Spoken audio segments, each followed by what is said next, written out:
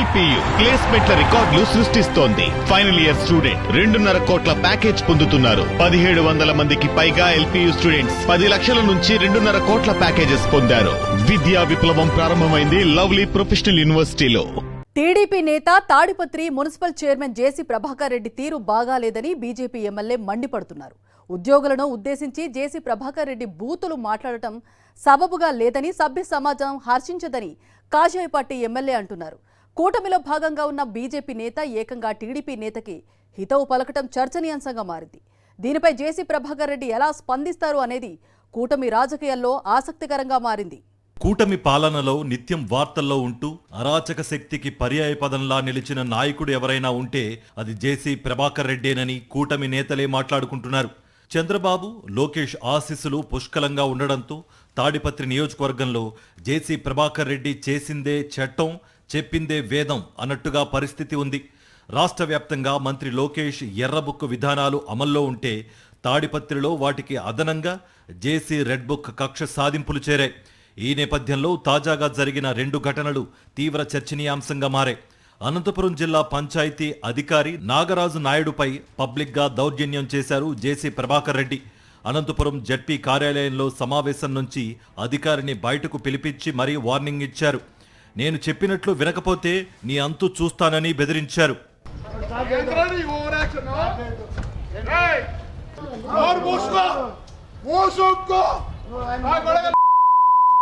ఎప్పుడు వచ్చింది నీకు క్యాట్ కలెక్టర్ మాట చూసావు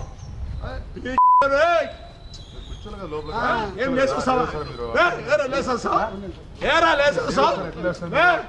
తాడిపత్రి ఏఎస్పీ ఐపీఎస్ అధికారి రోహిత్ కుమార్ చౌదరి పైన ఇదే తీరులో విరుచుకుపడ్డారు జేసీ.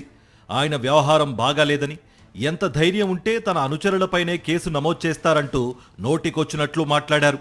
రే ఏఎస్పీ, ఎంత ముట్టిందిరా నీకు అంటూ మర్యాద మన్నన లేకుండా ఆయనపై అవినీతిపరుడనే ముద్ర వేశారు.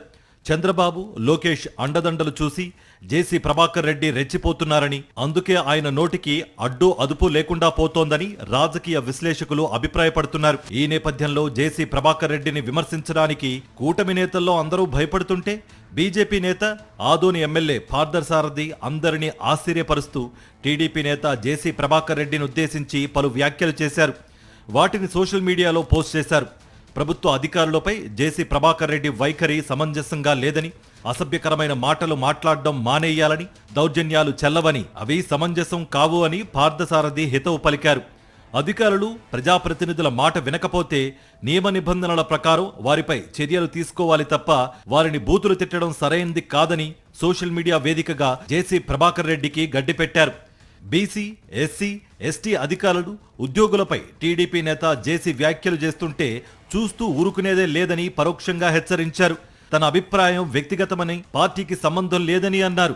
బీసీ సామాజిక వర్గానికి సంబంధించినటువంటి ఆఫీసర్ని లేదా ఎస్సీ ఎస్టీలకు సంబంధించినటువంటి ఆఫీసర్ని ఆ విధంగా బూతులు తిట్టుతూ మాట్లాడడం అన్నదాన్ని నేను తీవ్రంగా ఖండిస్తా ఉన్నాను.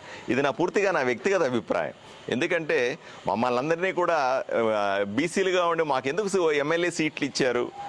మేము ప్రజలకు బీసీలకు సంబంధించిన ఎస్సీ ఎస్టీలకు సంబంధించినటువంటి సమస్యలని వాళ్ళు ముందుంటామని, వాళ్ళకి రావాల్సిన హక్కుల్లో మేము ముందుండి పోట్లాడతామని.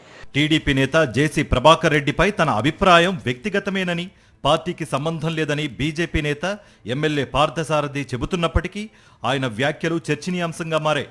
గతంలో కూడా ఆయన జేసీ ప్రభాకర్ రెడ్డిని టార్గెట్గా చేసుకుని మాట్లాడారని, పొత్తు ధర్మాన్ని విస్మరించి మా నేతపైనే ఆయన ఈ వ్యాఖ్యలు చేయడం సబబుగా లేదని టీడీపీ నేతలంటున్నారు.